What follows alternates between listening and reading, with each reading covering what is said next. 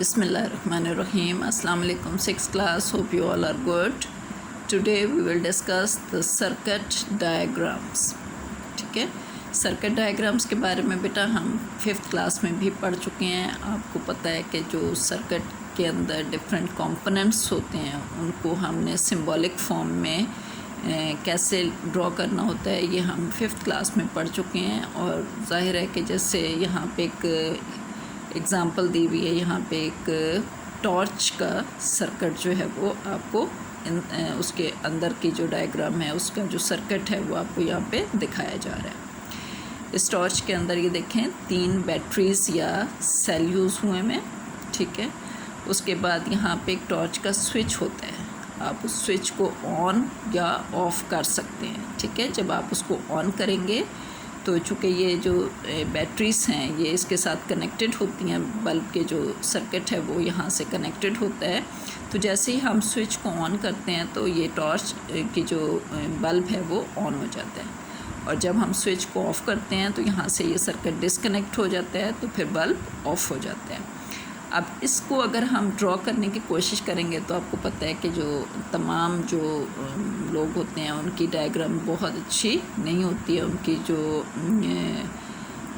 Draw करने की जो सलाहियत है वो इतनी अच्छी नहीं होती, तो वो इस तरह की मुश्किल डायग्राम्स जो उनको ड्रॉ नहीं कर सकते हैं. तो उसके लिए हमने पढ़ा था फिफ्थ क्लास में भी कि हम सिंबल्स के साथ सर्किट को ड्रॉ कर सकते हैं. जैसे यहाँ पे आपको एक सर्किट नज़र आ रहा है, इसमें ये सिंबॉलिक फॉर्म है सर्किट की. यहाँ पे देखें बैटरी के लिए जो सिंबल हमने पढ़ा था कि ये जो लाइंस होती हैं हम इसके साथ बैटरी को शो करते हैं.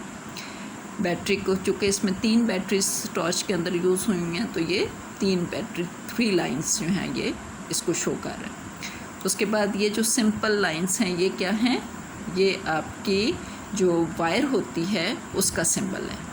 ठीक है, उसके आगे ये देखें स्विच का सिंबल है.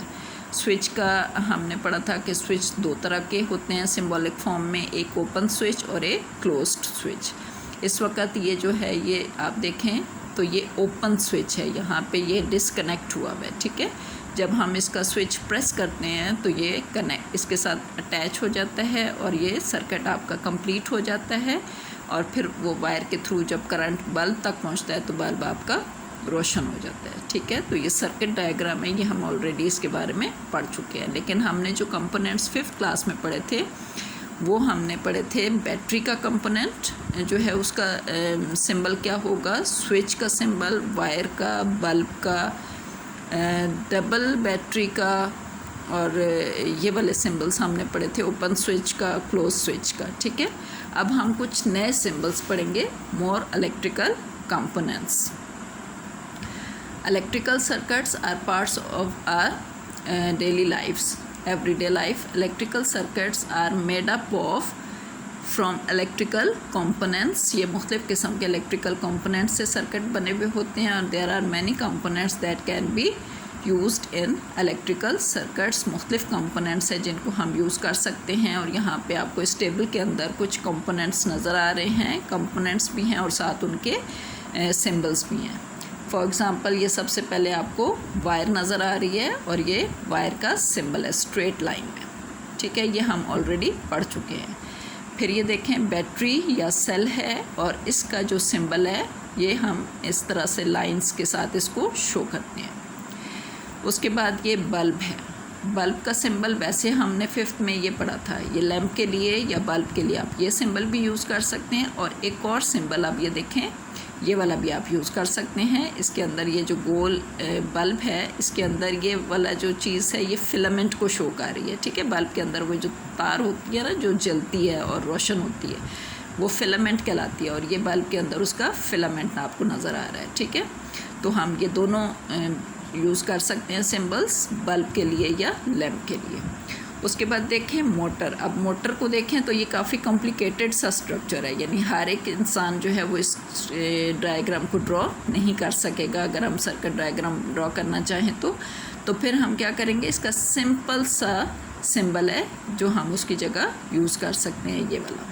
ठीक है, इसी तरह से ये बेल है जो हमारे घरों में इलेक्ट्रिक बेल्स लगी हुई होती हैं तो इसको हम देखें कॉम्प्लिकेटेड है, इसको हम ड्रॉ नहीं कर सकते, उसकी जगह आप सिंपल इसका ये सिंबल यूज़ कर सकते हैं अपने सर्किट में। इसी तरह ये बज़र है, ठीक है, और इसका सिंबल भी आप यूज़ कर सकते हैं जो कि सिंपल है। बल्ब इसका बेल का और बज़र का सिंबल आप देखें तो ये जो ऊपर वाला हिस्सा है इसको उल्टा करके रखते हैं तो ये बज़र का सिंबल बन जाता है, ठीक है। स्विच का सिंबल आपको ऑलरेडी पता है कि ये स्विच का सिंबल है। इस वक्त अगर ये इस फॉर्म में होगा तो इट मीन्स कि स्विच ओपन है, और अगर हम इसको कनेक्ट कर देते हैं इस वायर के साथ अगले वाले हिस्से के साथ तो फिर ये क्लोज स्विच को शो करता है। तो ये वाले जो सिंबल्स हैं, ये कुछ सिंबल्स आप इसमें नए देख रहे हैं बेटा। अब आपने करना क्या है कि आपने एक टास्क आपको दे रही हूँ कि आपने 3 सिंबल के साथ 3 सर्किट्स आपने ड्रॉ करने हैं और मुझे उनको आपने सेंड भी करना है, ठीक है। उनमें जो ये जैसे ये वाला आपका सर्किट है, इसमें ये जो बल्ब है, ठीक है, इस बल्ब की जगह आपने एक सर्किट में यूज़ करना है मोटर को।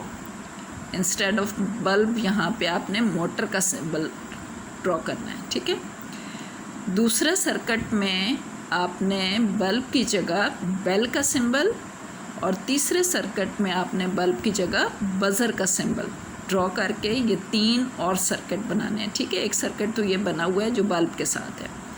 3 इस तरह के और सर्किट आप ड्रॉ करेंगे जिसमें आप बल्ब की जगह मोटर का सिंबल यूज़ करेंगे, आप उसमें बेल का सिंबल, और तीसरे में आप बज़र का सिंबल। और इस तरह से आपने वो 3 नए सर्किट बनाने सीखने हैं और फिर वो मुझे सेंड भी करिएगा ताकि मुझे पता चले कि आपको सर्किट ड्रॉ करना आ गए हैं। Thank you.